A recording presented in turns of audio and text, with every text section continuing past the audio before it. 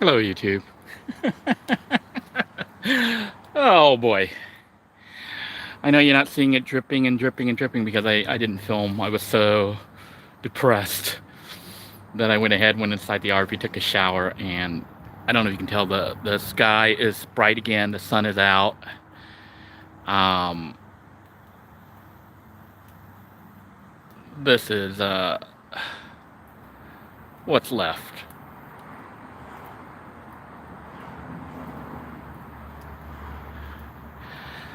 You can see the ground here has a big white spot, but actually, I don't know if you can see all along the edge there where the grass is. It was initially all white. This whole area here was all, I don't know if you can see the white there. That is the paint. Elastomeric paint. You know, the RV had a roof leak, and I tried to repair it, but evidently didn't get it all, and the way things were done wasn't ideal, because I was living in it and having to move and all sorts of weird stuff. So, you know, the inside was put up, but it was still leaking outside, which is bad, so I'm going to have to redo the inside. But I was trying to figure out how to seal the roof leak, but I've got solar panels on there now, so you can't just rip that all out. And it was done out of sequence because I got the solar panels before I could repair the roof. Had nowhere to store the solar panels to work on the roof, so I put the solar panels up. Then I have to repair leaky roof underneath the solar panel. So I was trying to figure out how to do it and came up with a solution that I thought was elegant, and decided to go ahead and do it today because the sun was out and it was shiny and bright and nice like this. But as soon as I did the repair, I kid you not, as soon as the paint can here, you can see here I'm throwing it out. As soon as I emptied this entire paint can, this elastomeric paint can got completely emptied. It's elastomeric paint, you know, it's rubberized to help with sealing the roof. I kid you not, as soon as I finished it, the sky turned black and it started raining right on the RV, like almost nowhere else. It felt like rain was just falling right on top of the RV as I'm standing there watching it, going, "Oh my God!" And then water started dripping down. It wasn't water; it was like white water. The paint was all coming down into this pool right here and then splattering up. So I had to rinse all this off. I had to rinse the side of the RV off because this was all covered with white paint. And I was like, oh man, the landlord is going to get mad at me because there's going to be a white spot here. But it looks like the ground absorbed it, but you can see a little trace of white. It was like a big pool, see, all the way out to here. I don't know if you can see bits of white here. That is the paint. It was dripping all along the whole side because the whole roof was done. So what had happened was I originally bought some tar, some of that black tar to repair what they used to repair mobile homes, the roof, because I had done work as a handyman and we used that to repair the mobile home roofs. I was like, maybe I'll go up there and I'll just smear that stuff and treat this like a mobile home. But I can't really climb on the roof because this, you know, it would collapse if I tried to walk on it. So I was thinking of doing that, and I was like, you know what, I can't do it with the solar panels. I can't just put that tar stuff up there because the solar panels, I'd have to rip all that out, and I can't do that. So then I was trying to figure out a way to do it that would allow me to do it with the solar panels there. And I thought about it, and I was like, you know, what if I were to use liquid, like some kind of plastic or something, acrylic, and pour it? Just pour it on the roof. And then it would just flow with gravity and go where the holes are on the roof leaks. And then it would just go into the little tiny seams, the little holes, and coagulate, I guess, and seal it. As long as it dried, you know, before it rained. So I was looking into polymers and stuff to just pour up there, and they were expensive. Then I thought about it, I was like, maybe I just use paint, latex paint, because when paint dries, it becomes kind of hard, and latex is like a rubber, you know, rubberized paint. So I was like, I can just use latex. But then I went and I looked, and believe it or not, the price of paint, even the Walmart cheap paint, is gone up. It's like, I think it used to be like $9 or $12 a can. It's like $22, $24 a can now for less than a gallon. And the rubberized elastomeric or whatever paint, that white paint, was actually cheaper. It was like $20 for 1 gallon, or less than a gallon, 0.9 gallon. So I bought one. I was planning on buying another one to do another section and also to even it out some more. But now it looks like I might need even more because I didn't climb back up there. Getting up there is kind of a pain. But what I did was I climbed up to the roof, and because I couldn't climb onto the roof, I had to like lean over on the edge there. Then I took the paint and I poured it and let gravity feed it to where the holes were. And then I kind of put my hand, I just used my hand, I didn't even use a roller or anything.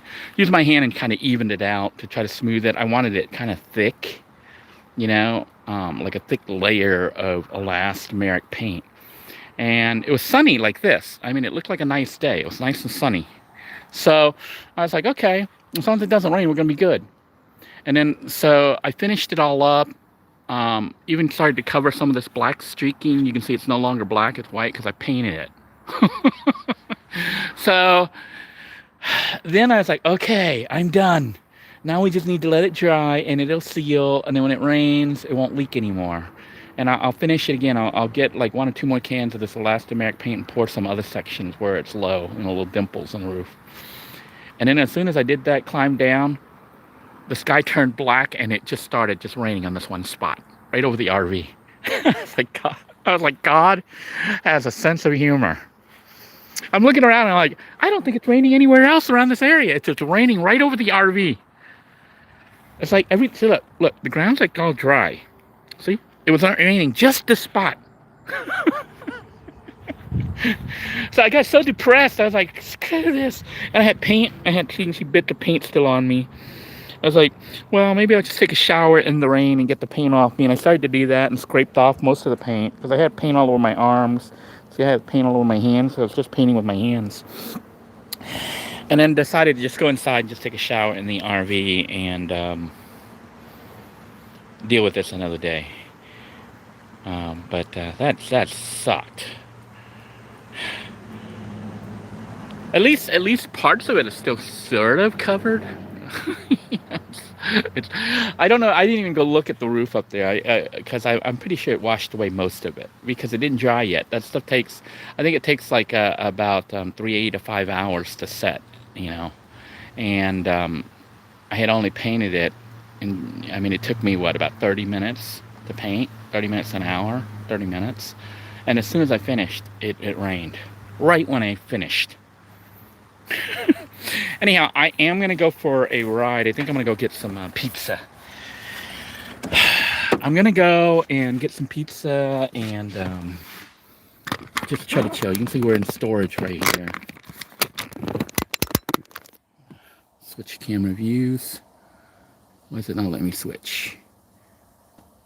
Just let me switch cameras. All right. Let's see my... A little wet here. Let me double check, make sure I locked everything up.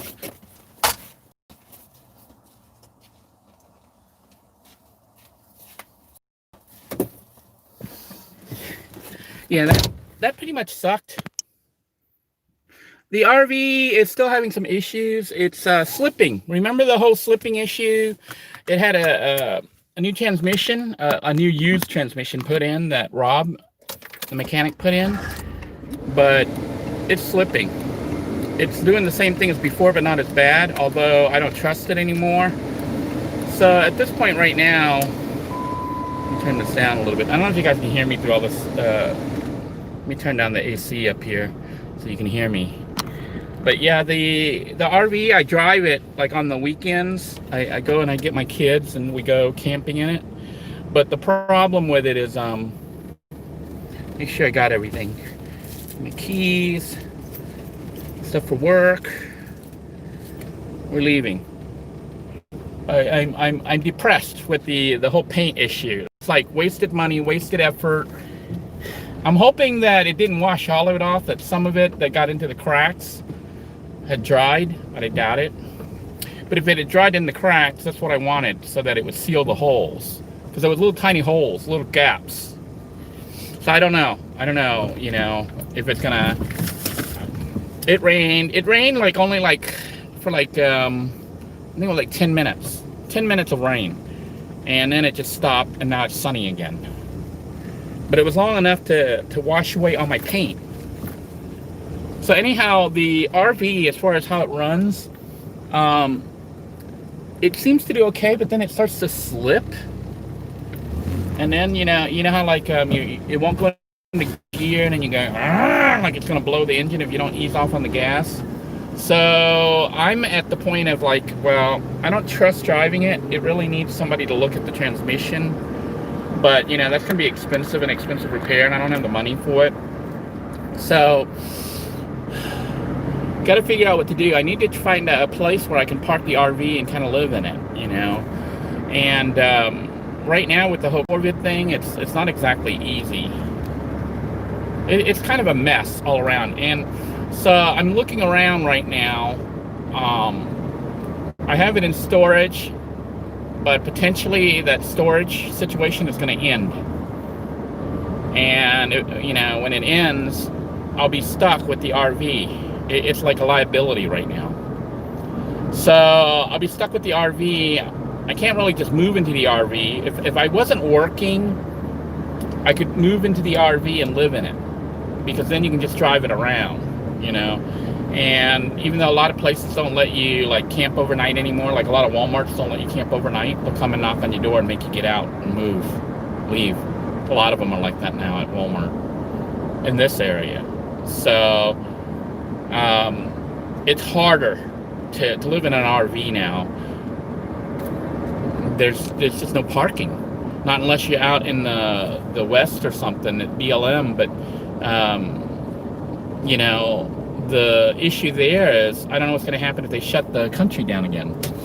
So having an RV right now may not be the best thing unless you have a place where you can park it. So I'm looking around right now. Sort of tentatively have an arrangement, at least for a couple months, where I'll be able to park the RV. And when I do that, if I'm able to get it all situated, then I can live in the RV like a house. I can drive the RV right now, but I don't want to drive it far, and I don't want to risk driving it and having it break down, because then I'll lose the RV for sure. I'll have to have it towed to a scrapyard or something, because I don't have any place to put it. So I'm trying to keep it long enough until I can get the secured parking, where I can park in it and live in it. Then I will drive it there, risk the transmission situation. I think it'll be okay. I'll drive it there, park, and then use it as a house, and have my ride my bike to my van or whatever. I don't know. Figure out how to get my van, because I don't have a tow. I don't really want to tow the van. So then I'll drive the van back and forth to work and use the RV as if it was a home base, a house. And where I will have it, it'll have sewage and electrical and water. So it's basically a house. And I want it to last at least that long, and then try to figure out another place. Ideally, if I could get my own land somewhere and park, and they don't give me a hard time. The problem you run into with doing something like that is what's allowing me to do this right now is my job. Okay, I do have some money because of working, and the problem though is it's not full time, even though they pay me pretty good. It's not full time, which means I'm not making enough to cover everything. And remember, they still pull out money for child support. So, I'm still having to deal with those issues. So, basically, I can only afford a certain amount to rent. Now, I actually make enough money now that if I wanted to, I could get a room, be in a roommate situation where I could rent a room or possibly share an apartment with one or two other people. If I were to pay like maybe $500 to $700 a month, inclusive of everything, that would pretty much be something I could do, even though it doesn't leave me much money, because I have to pay for everything else, including the child support. So, but if I do RV, I can't afford to keep it in storage. You'd be paying for an RV to be stored and not used, and you won't be able to use it, and it still has leak issues and potential other issues. So why would you store something that you can't even use that's going to become a liability and lose money on it? So I thought about it, and instead of getting rid of the RV, because it still can be an asset, if I were able to get land somewhere and park the RV, then I could potentially do a full-blown repair on it, you know, and fix, not fix it to drive, to run around and drive and travel, but fix it so it's like a tiny house on wheels, so that I have a little house, so that I have a little house that I can live in. But the problem I run into is in Florida, it's hard to do that. They want you to park the RV at an RV park. And most RV parks here in Florida, even with the coronavirus situation, they're filled up. The coronavirus situation means that they could end up booting you out. That's what they did last time. Well, last time, I think if you were there during the coronavirus, they let you stay. But they didn't let you rebook. You know, you couldn't book a spot.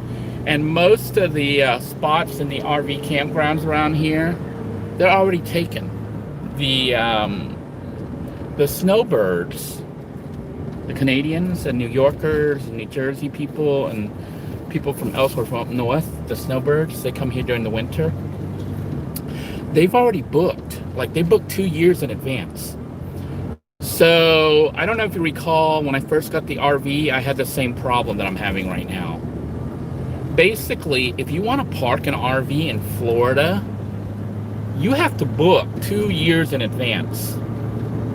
You have to contact the place, put down your deposit or whatever, 2 years. Then you can book. Now, I don't know, I can't see that far into the future for myself. I don't know if I just took the wrong road or what. I think I just did. Oh well. I'm tripping out here. I'm trying to talk and trying to drive, but I can't book two years in advance, so I can only book, you know, like real quick, because I don't know what's going to happen next. And when I did that, I can only get like maybe a couple weeks at a time, or maybe a couple months. I can't stay the whole time. So I'm booking right now, or trying to book for as long as possible, but I suspect that it'll only be at the most a couple months, just like previously. And then I will be forced to move. The problem I'm going to run into is I don't know where I'm going to move next. You know, I don't know what's going to happen, but it'll give me stability for like 3 or 4 months if I can do it. If I can find a place that'll take me 3 or 4 months, that'll make it so that the RV wasn't a total waste. You know, I'll have because when it's hooked up to shore power and sewage and all that good stuff, it is like a little house. You know, it's nice, it's comfortable. You can have the air conditioning. I have my own, I use the phone for internet, Wi-Fi. And the RV functions like a little tiny little apartment. You know, you get some privacy, and in a lot of ways it's better than renting a room or even an apartment with roommates. It's your own place. And I can have my kids there, you know, when I get my kids for the weekend. And if we wanted to, we can take the RV. Well, we can't do that now because the RV might break. But in the past, when I picked up the kids, we could take the RV camping. And we could stay in different campgrounds, or, you know, out in the middle of nowhere or whatever. So it's nice having that capability. I don't know what's going to happen next, though, honestly.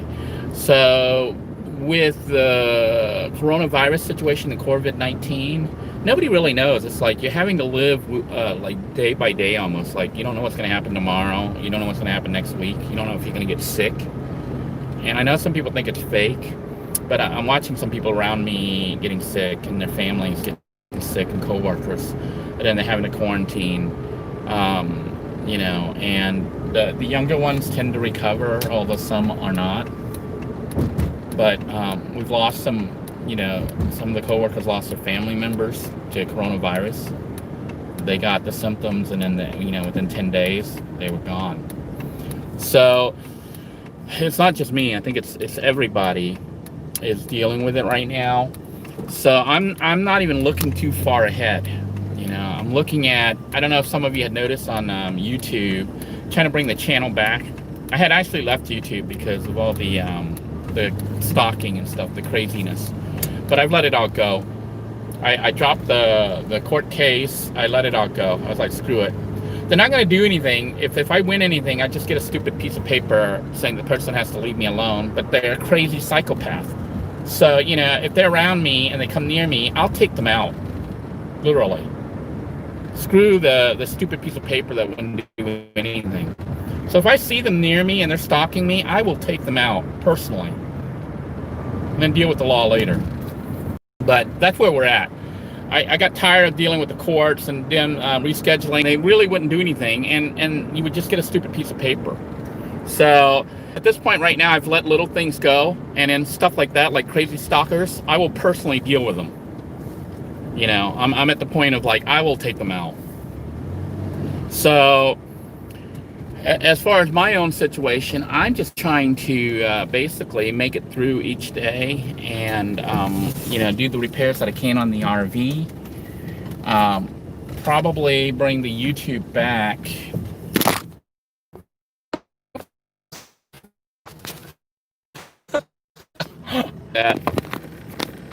Yeah. I'm trying to bring the YouTube channel back so that those who are following along can follow the story, you know, what's going on. And park here. All right, I have driven to get pizza. I'm gonna get pizza, and then I'm gonna resume filming here after this. But I'm gonna go scroll through your comments here and look at your questions and stuff, and I'll adjust them here when I come back. So I'm gonna go pick up the pizza, then I will resume broadcast, and then try to answer some of the questions. But let me look through here.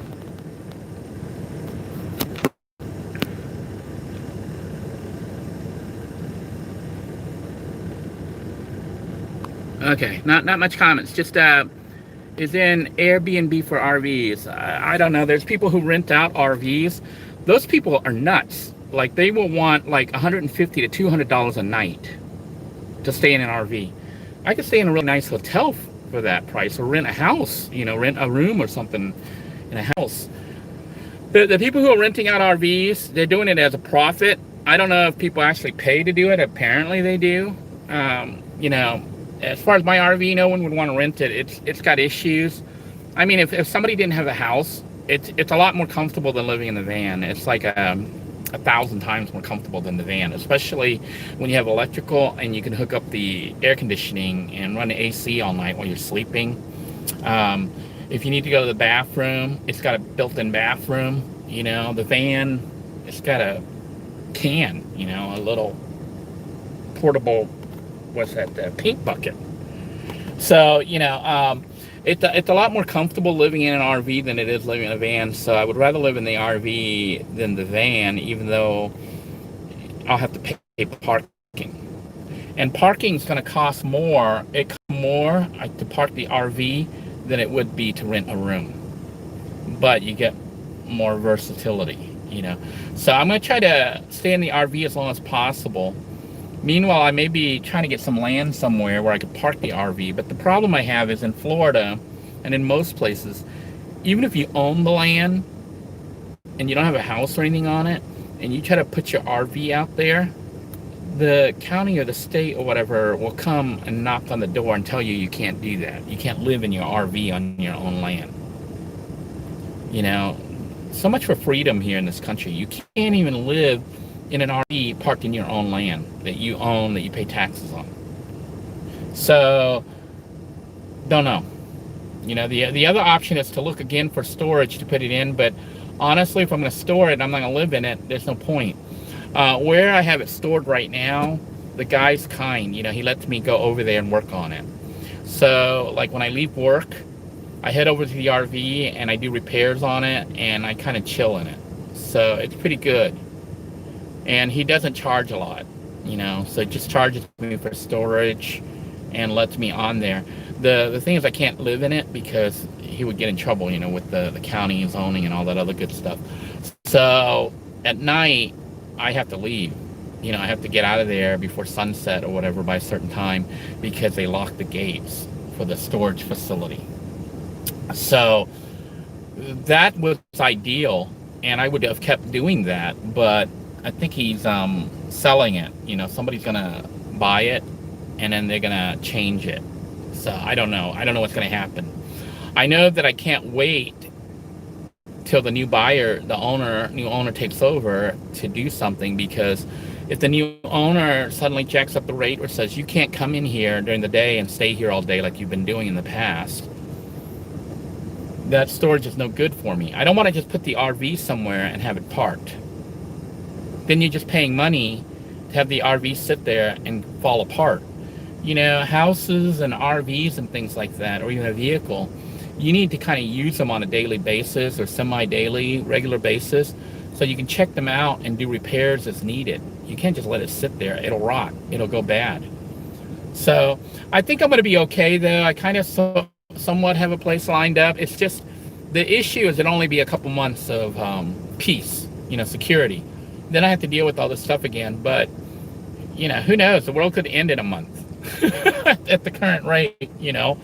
So I'm just grateful that I have the RV. It's still running. That when the transmission started slipping, it was slipping on the weekend with my son. I managed to drop my son off, and I managed to get the RV back to storage. That for me was something to be grateful about. And then the next thing to be grateful for is when you know, I secure a parking spot that I can take it there and park it there for the next couple months, and then get my van. Then I'll be okay. You know, then things will go to normal. And then you might start seeing more regular broadcasts from the RV as I'm trying to really get it finished off. You know, I'm trying to get the leaks handled. Once the leaks are handled, then I can start to kind of finish the inside a little bit, make it look a little nicer. It's I'm not gonna spend too much money on it, okay? But I do want it to look somewhat nice, so that when my kids are there and stuff, you know, it's like a little house for them, and for me, when, you know, I'll be living in it. So it'll be nice to have like a place that's kind of my own.